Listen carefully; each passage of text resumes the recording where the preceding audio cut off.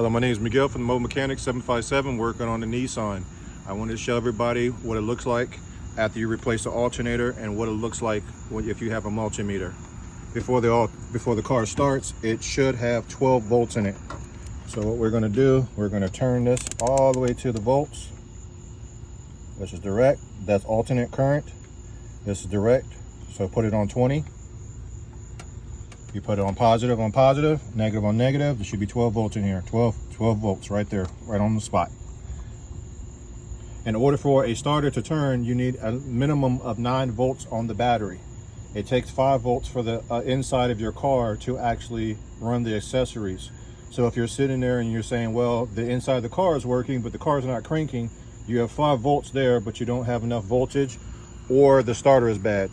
So I'm going to crank this. If the alternator is working, it should be 13 and above. It cannot be 12.5 and below, because that means the battery is running itself. So I'm getting ready to start the car.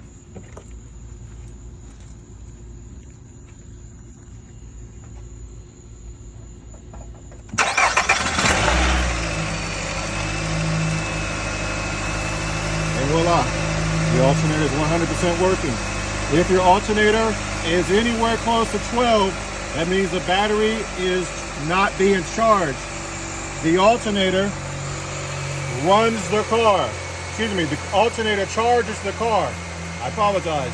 That charges the battery. The battery runs the whole entire car. And the battery has to have amperage, which this one will be 1,000 cranking amps. All right, so what we do, we let it sit for a few minutes and we'll make sure everything is working correctly. I am going to put the car in a load. In other words, I'm going to turn on the air conditioning, I'm going to turn on the lights. This should not drop past 13.2 at a bare minimum. So I'm going to turn everything on and put a load. In other words, I'm going to be drawing more power from the alternator and the battery. So here we go.